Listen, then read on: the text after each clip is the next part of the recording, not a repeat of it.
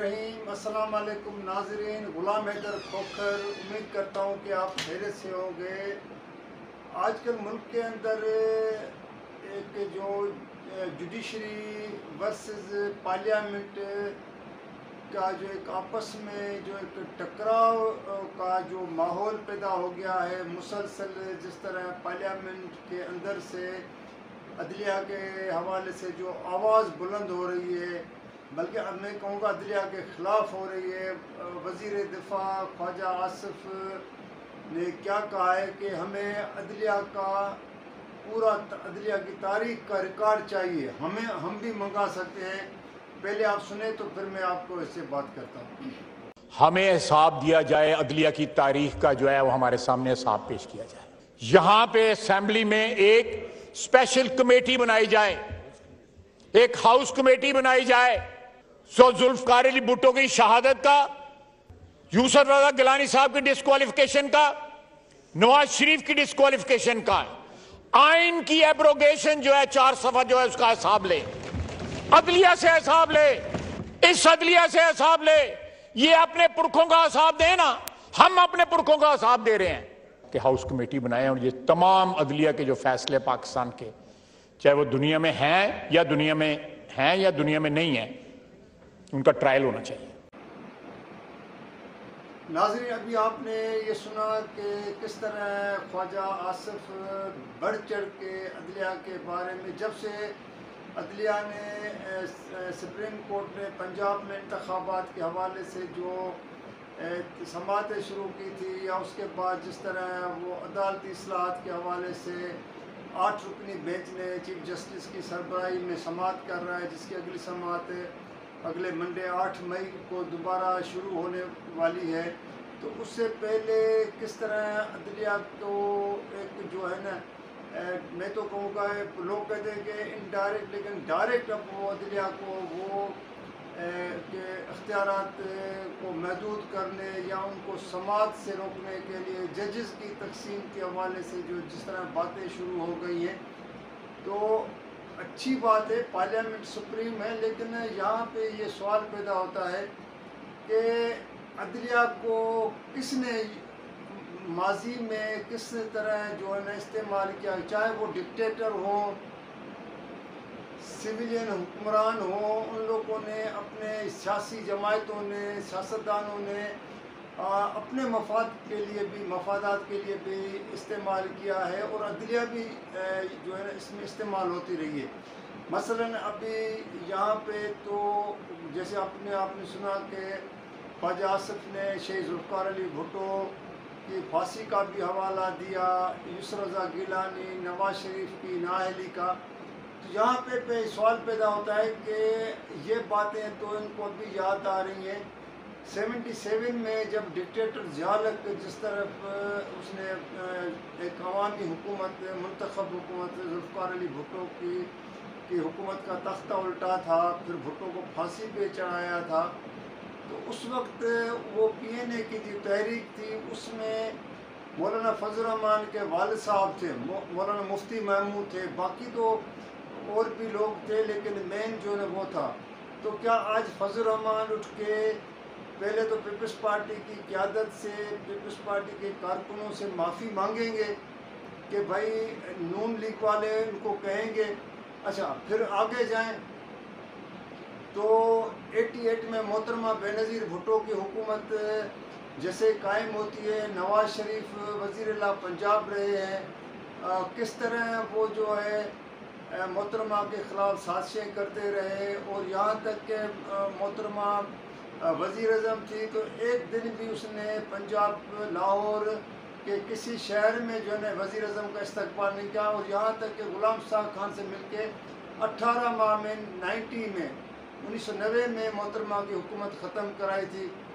फिर 96 में जो है फ़ारूक लिगारी के साथ गठजोड़ करके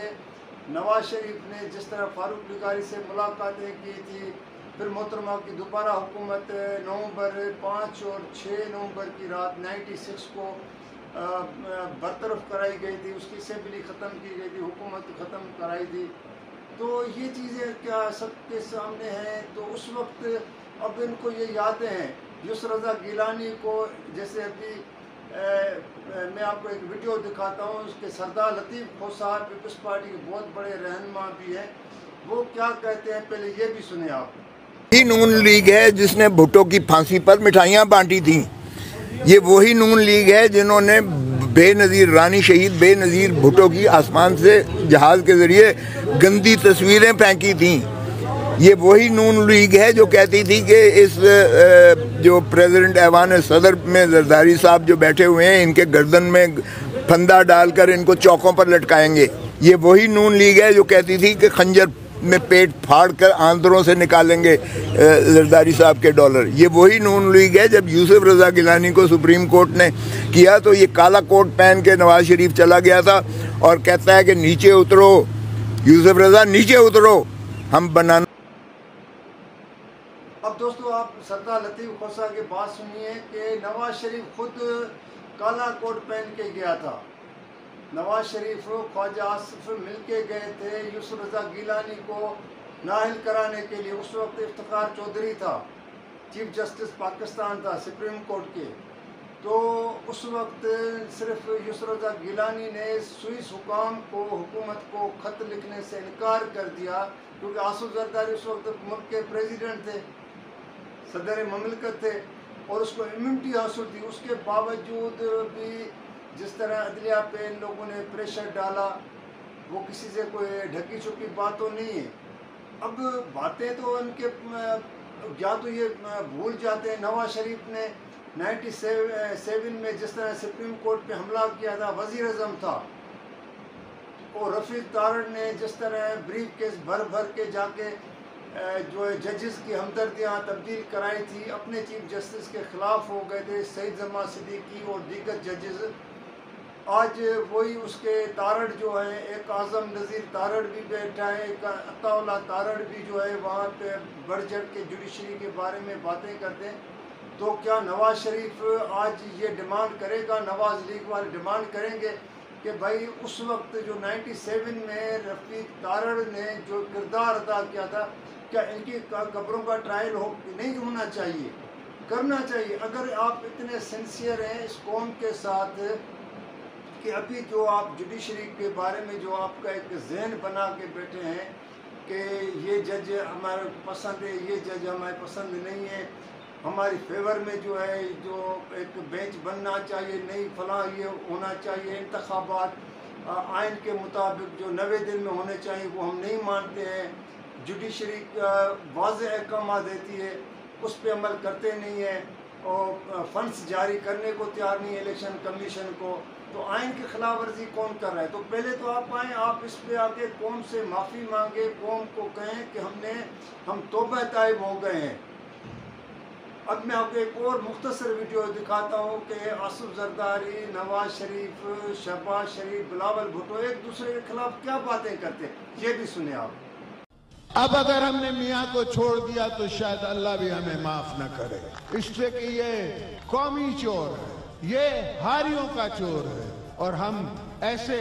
درندے کو برداشت نہیں کر سکتے۔ زرداری صاحب، یہ 6 کروڑ ڈالر آپ کہاں سے لے کے آئے ہیں؟ ہم اس وقت تک چین سے نہیں بیٹھیں گے جب تک کہ یہ 6 کروڑ ڈالر پاکستان واپس نہیں آتے۔ میاں شہباز شریف صاحب جو ہے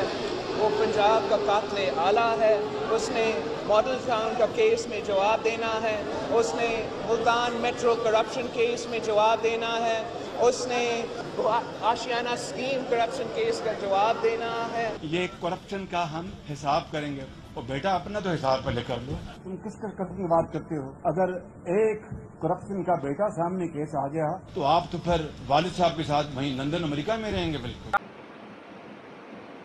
اب دوستو آپ نے یہ بھی بات ان کی سنی ہے، تینوں کی، چاروں کی، کہ ماضی میں کیا تھے، کیا اس ایک دوسرے کے خلاف کرتے رہے ہیں، اور اب کیونکہ وہ صرف اسی بات پہ وہ ایک یکجا ہو گئے ہیں، کیونکہ ان کو ایک اتحاد بنایا ہوا ہے، اکٹھے اقتدار میں بیٹھے ہیں، جیسے وہ نیب کیسز تھے، فلاں تھے، وہ جو ختم کرائے گئے تھے، اپنے اوپر ان کے اوپر جو کیسز تھے، لیکن وہ بھی عدلیہ جا کے فیصلہ کرے۔ ہم نہیں کہتے ہیں کہ یہ صحیح ہے یا غلط ہے، لیکن مسئلہ یہ ہے کہ آپ نے جس طرح اپنے وہ جو ہے نا ایک وہ تلواروں کا وہ کہتے ہیں نا جیسے وہ تیروں کا رخ ہوتا ہے کہ کسی کے اوپر سیدھا کر دیں، تو ان لوگوں نے اپنے بیان بازی اپنے جس طرح عدلیہ کے اوپر کبھی پارلیمنٹ کی اسپیشل کمیٹی بنائی جاتی ہے کہ فلاں ججز کو بلانا چاہیے، فلاں جگہ یہ کرنا چاہیے، مطلب آپ اپنے قد انسان اپنے آپ کو پہلے اپنے گریبان میں جھانکے، جب آپ اتنے اقدامات اٹھانے جا رہے ہیں اور آپ یہ چیزیں کر رہے ہیں تو پہلے آپ سوچیں کہ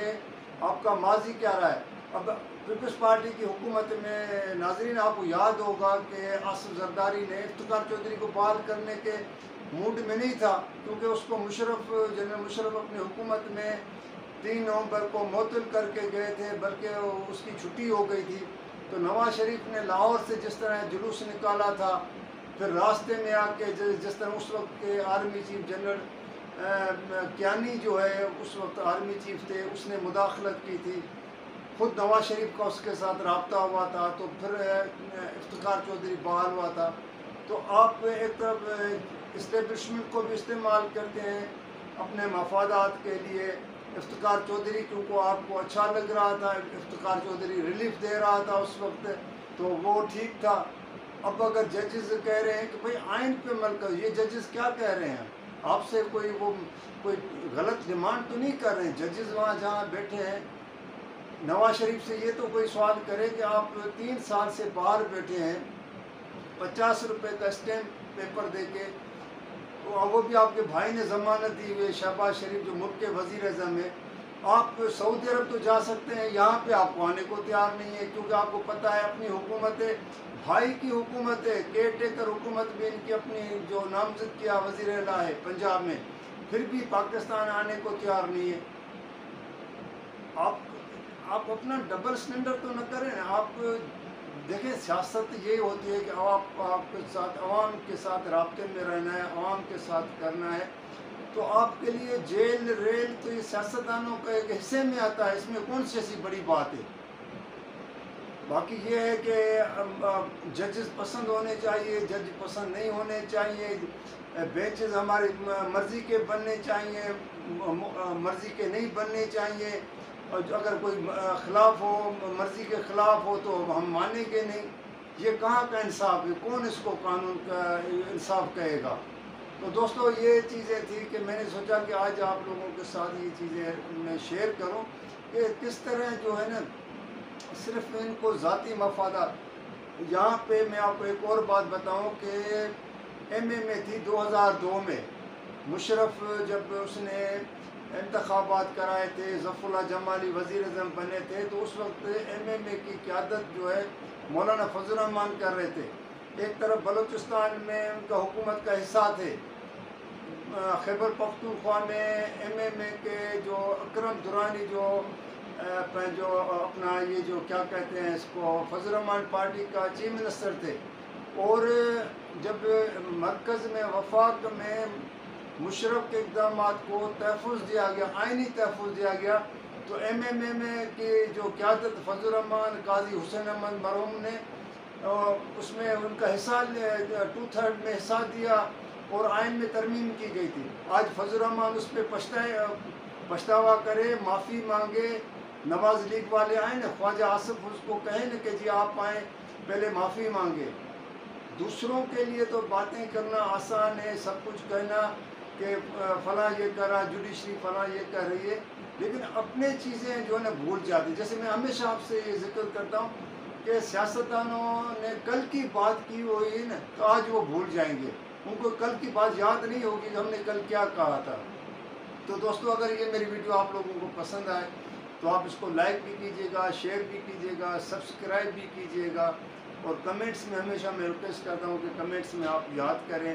تاکہ جو کمنٹس آپ دیتے ہیں تو پھر میں اس کا آپ کو جواب بھی دیتا ہوں۔ تو اگلی نئی ویڈیو تک کے لیے اجازت دیجیے گا۔ اللہ حافظ۔